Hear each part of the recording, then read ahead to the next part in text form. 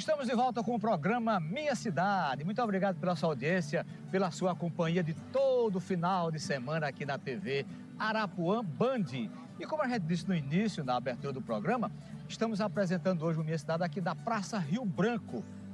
A Praça Rio Branco, como é que ela ganhou esse nome? A gente sabe que a história mostra que a Praça Rio Branco já foi um pelourinho. Esse local onde a gente está é um local que guarda história de sofrimento. Escravos eram açoitados aqui, escravos eram comercializados aqui nesse lugar.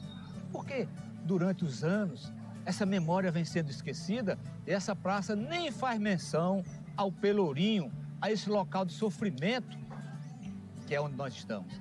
Rodrigo Matheus, historiador, está aqui conosco para contar um pouco dessa história. Rodrigo, nós estamos aqui num local que tem muita história do Império, onde os escravos apanhavam, eram vendidos, comercializados como se fosse mercadoria, e eram mercadoria na época. Porque ao longo do tempo isso vem sendo esquecido. Seja bem-vindo aqui ao programa Minha Cidade. Obrigado, primeiramente agradeço o convite e aos espectadores, todos os telespectadores, sejam um bom dia. Cara, é o seguinte, a história, ela nos mostra que ela vai se moldando de acordo com a evolução e a mudança da sociedade. A história da Paraíba, ela nasce no centro, mas ela tem duas divisões, a cidade alta e a cidade baixa. A parte alta, que é essa que está essa praça, é exatamente a localidade que vai estar a elite paraibana, onde aqui vai estar concentrado Era o centro, o centro administrativo da capitania hereditária, da capitania real da Paraíba.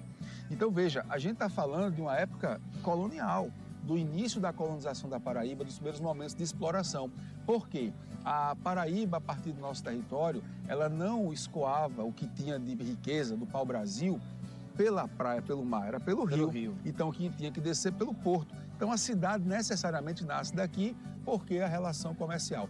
E a parte de baixo, onde está o Varadouro, era a parte comercial, onde inicialmente ficavam as feitorias, depois começa a se moldar as primeiras relações comerciais, enquanto aqui ficava a administração. E nesta praça, veja como isso era macabro.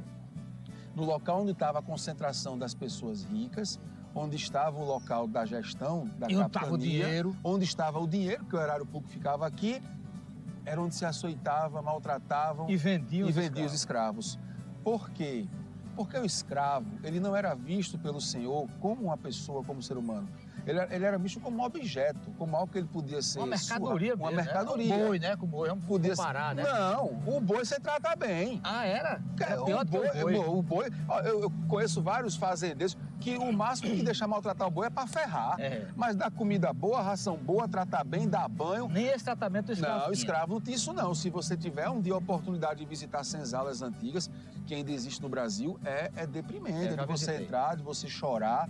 Então, quando você vai em lugares que ainda conservam o tronco, que é onde se amarrava o escravo, como tinha aqui... Era para ter um aqui. Para poder dar... E a gente tem isso na memória, né? Está na memória o que foi que aconteceu com os nossos antepassados, que a nossa história está aqui. Então, é um espaço de uma representação muito diversificada, como é o Brasil. No local que a gente encontra a concentração da elite, da riqueza, é onde se maltratava um ser humano. Então aqui juntava aquele, vamos imaginar, juntava aquele povo todo aqui de dinheiro, todo mundo com aquela roupuna bonita, né? Tinha o pelourinho, uns apanhavam, enquanto outros estavam sendo vendidos, comercializados. Isso, era um espaço que servia para tudo isso. Porque, veja, a gente está falando de uma época que não tinha muito nem o que se fazer. Você está aqui hoje, qualquer situaçãozinha que você se sente um pouquinho entediado, o que é que você faz? Você pega o celular e faz alguma coisa. Há pouco mais de 30 anos você comprava um jornal. Então a gente foi tendo, nesse período, era tudo muito mais escasso. Então isso aqui era um movimento, era um dia. Era uma diversão. Era uma diversão. Vai prender escravo, pega escravo, tu comprou o bom, tu comprou o ruim, esse não valeu nada, eu ganhei de tu, e foi tanto para fora, e essa era a conversa. Então, era realmente assim uma situação para a gente vivenciar apenas na memória e estar sempre combatendo qualquer tipo de prática que relembre isso. Mas combater práticas que relembre isso não significa dizer que a gente deve esquecer de falar sobre isso. Por que, Matheus, aqui o pessoal não faz essa memória? Fica aí até um lembrete político, algum vereador, levantar essa memória, colocar essa praça aqui, Praça do Pelourinho, né? Olha, como tem em Salvador. Veja só, a história de João Pessoa é uma história muito concentrada na elite local. E em todos os momentos que nós tivemos mudanças significativas na cidade, essa elite esteve à frente disso, defendendo seus interesses. Então chegou um momento, sobretudo quando a gente se torna república, que a consciência da escravidão, ela deve naquele primeiro momento ser esquecida. Então muitas das coisas que eram relativas à escravidão foram destruídas, foram colocadas como esquecida da história, né? Essa história que foi criada mais pela elite fez esse trabalho. Então aqui, ao ser convertido, se a minha memória não me falha, foi no ano 1919 que mudou o nome da praça, então colocou-se o nome de Rio Branco, né? Praça Barão de Rio Branco, porque se tratava naquele momento do calor de um Brasil que estava pós Primeira Guerra Mundial, com relações internacionais diplomáticas vencidas. O Barão de Rio Branco foi fundamental na negociação de territórios brasileiros, sobretudo no norte do país, que aumentou, né, o nosso espaço físico. Então a elite transforma, prevalece. Mas como a história ela é feita de ciclos, e nós vivenciamos hoje um ciclo no século XXI de uma conscientização muito mais forte, a gente consegue resgatar isso e, de repente, trazer propostas futuras, né, para renomear o espaço, ou se não for o caso, porque também não sei se seria necessário também diminuir tanto o trabalho do Barão, né? Mas colocar aqui, como você disse, uma memória, coloca uma representação de um pelô, de um espaço que a gente vai ter escrito algo, perdão, do lugar que a gente tenha escrito que fale sobre aquele momento e que ele possa ser guardado na memória para que não seja repetido. E justamente o momento que começou, como você falou, na colônia e se estendeu pelo Império, né? O Pelourinho aqui, o pessoal sofrendo. Quer dizer, a gente fala assim, hoje é como você diz, tem essa valorização da memória, mas na época era como se fosse um local de comércio, era importante para eles como comércio. Hoje a gente vê como local de sofrimento, de tortura, mas para a época, para eles não eram isso, né? Isso, exato. Eu sempre passo nas minhas aulas de história sobre a escravidão, sobre os povos africanos, que é muito importante a gente resgatar o que foi que aconteceu lá, porque uma parte nossa significativa veio de lá. Então, tem um filme que eu indico muito, ele não é novo, mas é um filme muito rico, chamado L'Amistad, que narra a trajetória de navios negreiros, sobretudo de um deles chamado L'Amistad. E tem representações incríveis de como isso acontecia, da forma como era a escravidão, ou a maneira como se tinha a escravidão na África, nos portos africanos, do trajeto, quando chegava nos portos da América, seja na América Central ou da América do Sul.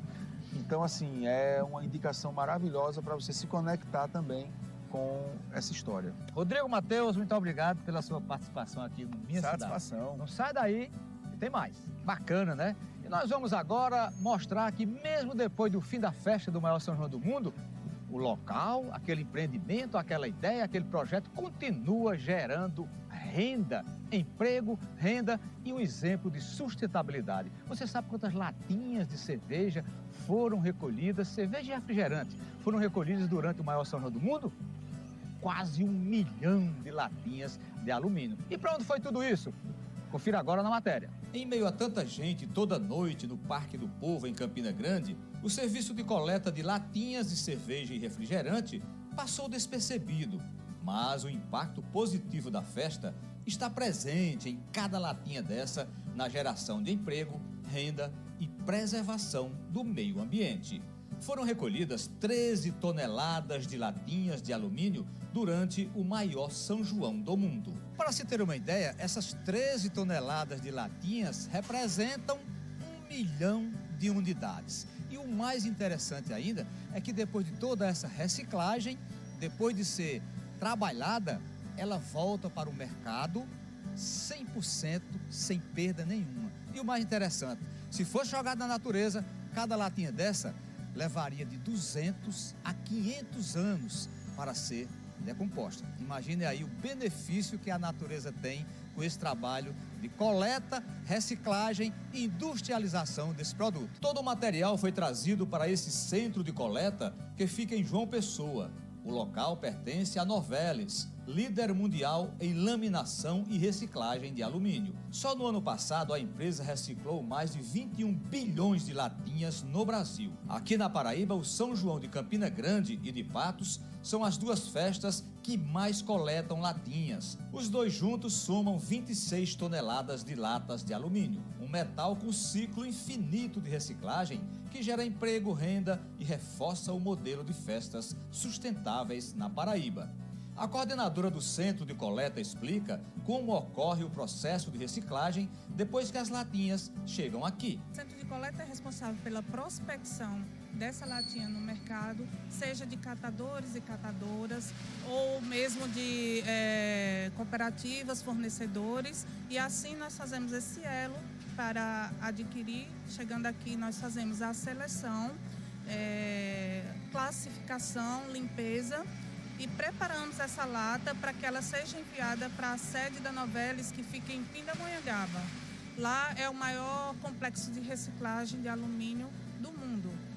Chegando lá, eles fazem a laminação e essas bobinas de alumínio voltam para a indústria de bebida, que transforma novamente essa latinha, transforma novamente essa lâmina em latinha, faz um envase e assim volta para o mercado e distribuidores para que o consumidor possa comprar novamente, completando assim o ciclo infinito da latinha.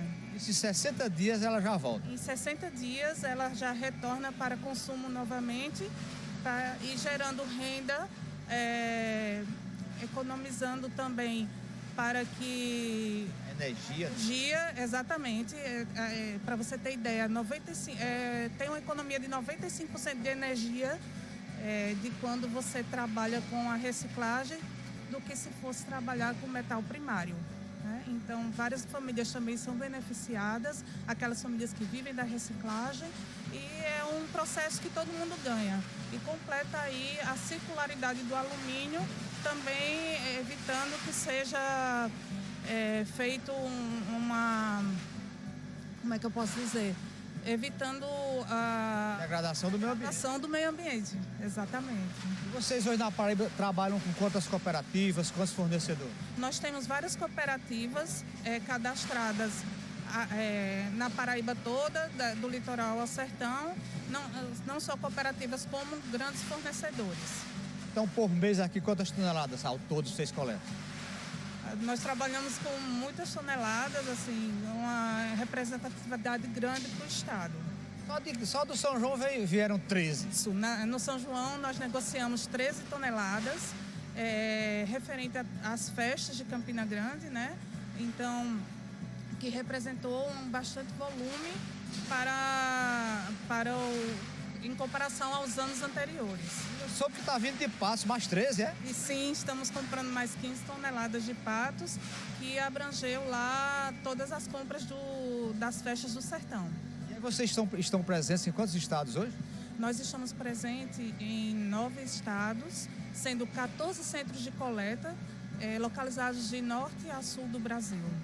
Então, só aqui na Paraíba vocês aí geram renda e emprego para umas 30 mil pessoas por aí. Sim, o centro de coleta ele vem popularizar a compra da sucata de alumínio, dando facilidade para que novos empregos sejam gerados e fomentar essa coleta em todo o estado. Antes de chegar aqui, essa montanha de latinhas deixou de poluir o meio ambiente, ainda está gerando renda, vai para a indústria de bebidas e depois retorna ao mercado para mais um ciclo. Muito legal, né? Você viu aí o exemplo de sustentabilidade, tanto em Campina Grande como lá em Patos. Lá em Patos também ainda vai chegar o material de Patos, que são mais 13 toneladas de latinhas de cerveja e refrigerante. Então os dois juntos, dois São João juntos, as duas festas, somam aí 26 toneladas ou 26 mil quilos de alumínio. Então parabéns a todo mundo envolvido aí. E o programa Minha Cidade desta semana fica por aqui. Muito obrigado pela sua audiência, pela sua companhia de todo final de semana. Até o nosso próximo final de semana, com o próximo programa, se assim Deus permitir.